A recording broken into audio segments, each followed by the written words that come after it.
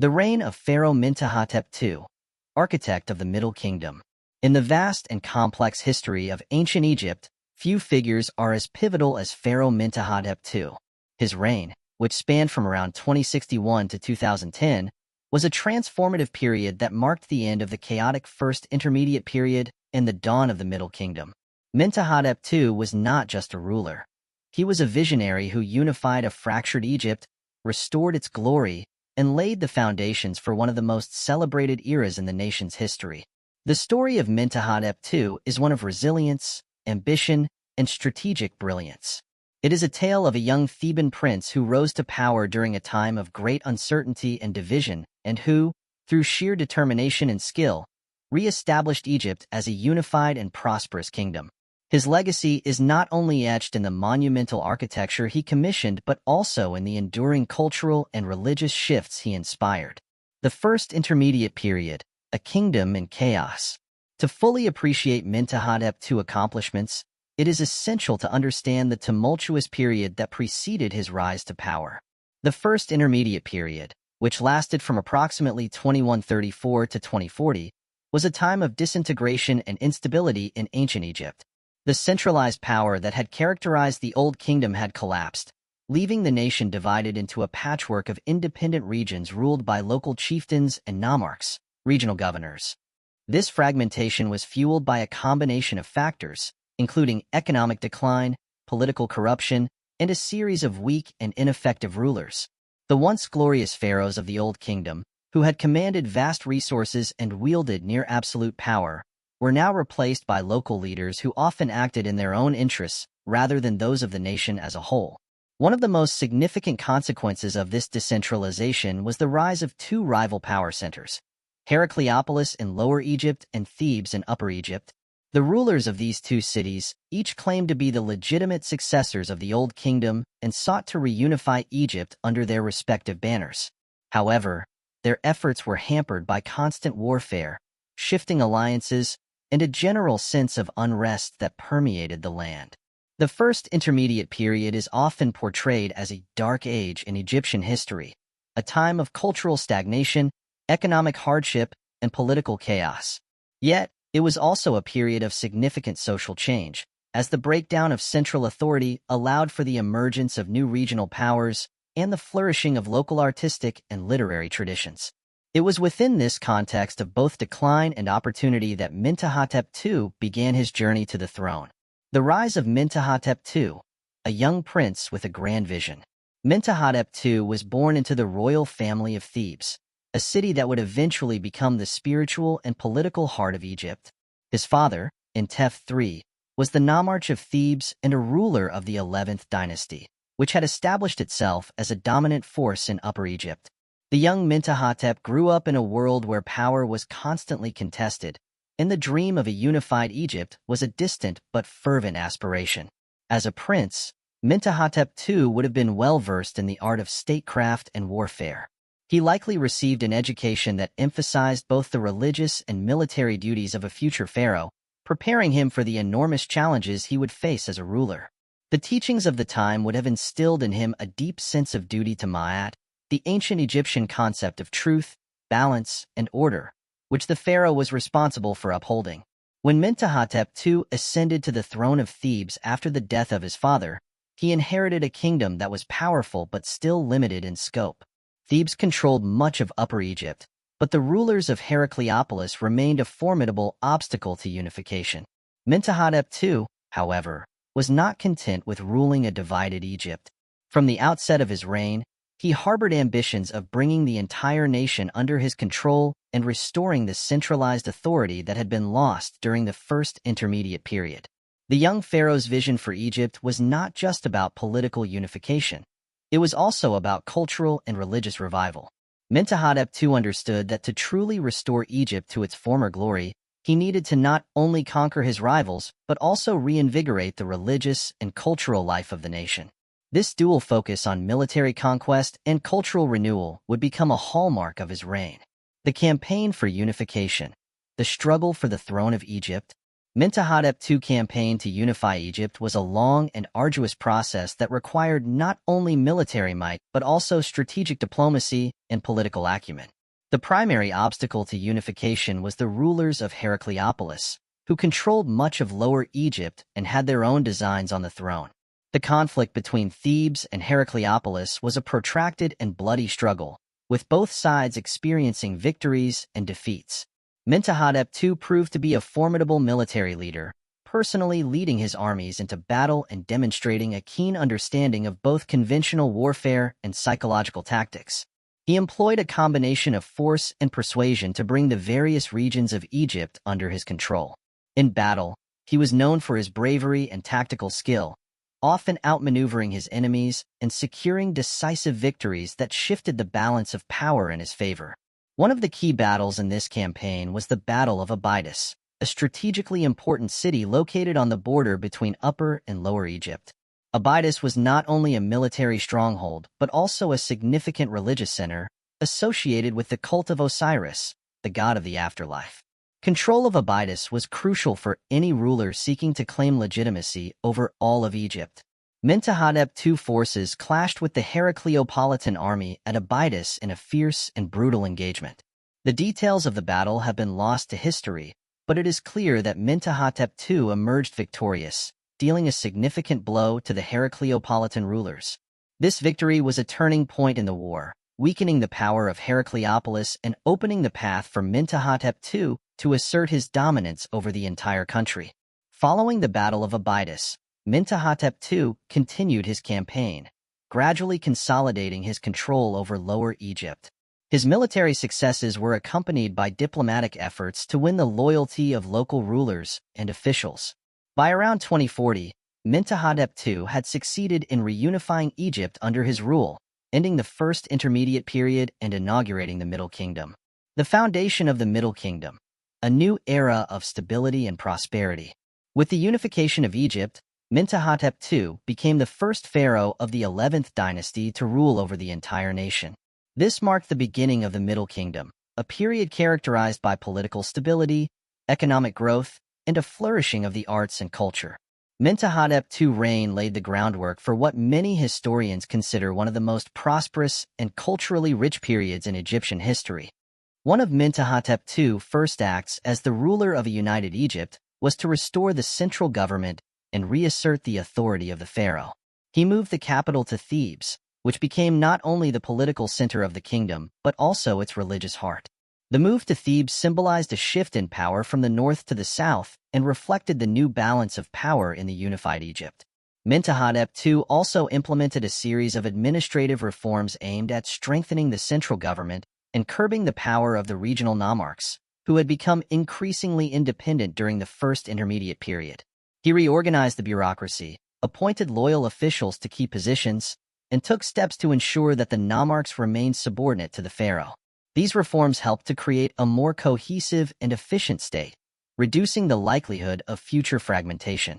The restoration of central authority under Mentuhotep II was accompanied by a revival of monumental building projects, which had largely ceased during the First Intermediate Period. The construction of temples, tombs, and other public works served not only as expressions of the pharaoh's power and piety, but also as means of providing employment and stimulating the economy. Under Mentuhotep II, Egypt began to once again produce the grand architectural achievements that had characterized the Old Kingdom. Religious revival, the rise of Ammonius and the pharaoh's divine role. Religion played a central role in Mentuhotep II's reign, as it did in all aspects of ancient Egyptian life.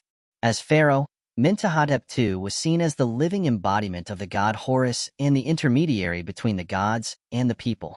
His legitimacy as ruler was closely tied to his relationship with the divine, and he took steps to reinforce this connection through religious reforms and the promotion of certain deities. One of the most significant religious developments during Mentuhotep II's reign was the rise of the cult of Ammonius. Ammonius, originally a local god of Thebes, was elevated to the status of a national deity, a move that reflected both religious devotion and political strategy. By promoting Ammonius as the chief god of Egypt, Mentuhotep II strengthened the religious unity of the kingdom and further legitimized his rule as the beloved of Ammonius. The elevation of Ammonius had far-reaching implications for the religious and political life of Egypt. The Temple of Ammonius at Karnak, near Thebes, became one of the most important religious centers in the country, and its priests grew increasingly powerful. The cult of Ammonius would continue to play a central role in Egyptian religion for centuries, particularly during the New Kingdom, when it reached its zenith. Mentuhotep II also took steps to restore and enhance other religious sites throughout Egypt. He commissioned the construction and renovation of temples dedicated to various gods and goddesses, reaffirming the pharaoh's role as the protector and patron of the divine. These religious projects not only served to honor the gods, but also reinforced the pharaoh's divine authority and his role as the guarantor of Ma'at. The mortuary complex at Deir el-Bahari, a monument to eternity. One of Mentuhotep II's most enduring legacies is his mortuary complex at Deir el-Bahari, located on the west bank of the Nile near Thebes. This complex, which served as both a temple and a tomb, is a masterpiece of ancient Egyptian architecture and a testament to the pharaoh's vision and ambition. The mortuary complex at Deir el-Bahari was designed to blend harmoniously with the natural landscape, incorporating the cliffs and terraces of the Theban hills into its structure. The complex consisted of a series of terraces, colonnades, and sanctuaries, culminating in the burial chamber of the pharaoh. The design of the complex was innovative for its time, departing from the traditional pyramid form and instead emphasizing a more integrated and organic relationship between architecture and nature. The choice of Deir el-Bahari as the site for his mortuary complex was significant, as it was located near the Valley of the Kings, where many of Egypt's later pharaohs would be buried. By choosing this location, Mentuhotep II not only linked himself to the powerful tradition of royal burial in Thebes, but also set a precedent for future pharaohs, who would continue to use the area for their tombs. The mortuary complex was also a reflection of Mentuhotep II's religious beliefs and his desire to ensure his eternal life in the afterworld. The complex was dedicated to the god Ammonius, as well as to the deified form of the pharaoh himself, who was worshipped as a god after his death. The intricate reliefs and inscriptions that adorned the walls of the complex depicted scenes of the pharaoh's life, his achievements, and his relationship with the gods, all designed to secure his place in the afterlife. Mentuhotep II's impact on art and culture, a flourishing of creativity. The Middle Kingdom, inaugurated by Mentuhotep II, is often regarded as a renaissance in ancient Egyptian art and culture. The pharaoh's efforts to unify Egypt and restore its prosperity created the conditions for a flowering of creativity that would leave a lasting impact on Egyptian civilization. Under Mentuhotep II, Egyptian art began to evolve from the rigid and formal styles of the Old Kingdom into more naturalistic and expressive forms. Artists experimented with new techniques and materials, resulting in more lifelike and dynamic representations of human figures, animals, and deities. This period saw the development of a distinct Middle Kingdom artistic style, characterized by a greater emphasis on realism and individuality. One of the most notable artistic achievements of Mentuhotep II's reign was the creation of elaborate and finely crafted statuary. The statues of the pharaoh himself, often depicted in a seated or standing pose, conveyed a sense of authority and majesty while also capturing a more human and introspective quality. These statues were placed in temples, tombs, and other public spaces, serving as both religious icons and symbols of the pharaoh's power. In addition to visual art, literature also flourished during the Middle Kingdom. The reunification of Egypt under Mentuhotep II provided a stable environment in which scribes and scholars could compose and preserve a wide range of literary works. This period saw the production of some of Egypt's most famous texts, including wisdom literature, poetry, and religious hymns. The Tale of Sinew, one of the most celebrated works of Egyptian literature, was written during this time and reflects the themes of loyalty, identity, and the relationship between the individual and the state. The legacy of Mentuhotep II, shaping the future of Egypt. Mentuhotep II's reign not only marked the beginning of the Middle Kingdom, but also set the stage for the future development of Egyptian civilization. His achievements in unifying Egypt, restoring central authority, and promoting cultural and religious renewal had a profound and lasting impact on the course of Egyptian history. The pharaoh's legacy was felt not only during his own time, but also in the centuries that followed. The Middle Kingdom, which he helped to establish, became a period of remarkable stability and prosperity, during which Egypt experienced significant advances in art, architecture, and governance. The achievements of this era would later inspire the pharaohs of the New Kingdom, who looked back to Mentuhotep II as a model of effective leadership and nation-building. Mentuhotep II's influence extended beyond Egypt's borders as well. His successful reunification of Egypt and the restoration of its power and prestige had ripple effects throughout the ancient world. Egypt once again became a dominant force in the region, engaging in trade, diplomacy, and military expeditions with neighboring peoples. The cultural and technological innovations of the Middle Kingdom spread beyond Egypt, influencing other civilizations and contributing to the broader development of the ancient Near East. Mentuhotep II's legacy in popular culture, the pharaoh in modern memory. In addition to his impact on ancient history, Mentuhotep II has also left a legacy in modern popular culture. As one of the great unifiers of Egypt and the founder of the Middle Kingdom, he has been the subject of numerous works of fiction, documentaries, and historical studies. In literature, Mentuhotep II has been portrayed as a wise and determined leader, whose vision and courage brought about the rebirth of Egypt. Novels set in ancient Egypt often depict him as a central figure in the drama of the nation's unification, highlighting his military prowess, political acumen, and deep sense of duty. These fictionalized accounts, while often embellished, serve to keep his memory alive and introduce new generations to his story. Mentuhotep II has also been featured in documentaries and television programs that explore the history of ancient Egypt. These productions often focus on his role in ending the First Intermediate Period and establishing the Middle Kingdom, as well as his architectural achievements at Deir el-Bahari. Through these visual media, audiences around the world have had the opportunity to learn about Mentuhotep II and his contributions to Egyptian civilization. In the realm of archaeology, Mentuhotep II's legacy continues to inspire research and exploration. Archaeologists and Egyptologists remain fascinated by his reign, and new discoveries related to his life and times continue to shed light on this pivotal period in Egyptian history. The ongoing study of Mentuhotep II's mortuary complex at Deir el-Bahari, in particular, has provided valuable insights into the architectural and religious innovations of the Middle Kingdom. Anecdotes and speculations. The human side of Mentuhotep II. While much of what we know about Mentuhotep II comes from official records and monumental inscriptions, there are also intriguing anecdotes and speculations about his life and character that add depth to our understanding of this remarkable pharaoh. One such anecdote concerns Mentuhotep II's relationship with his officials and advisors.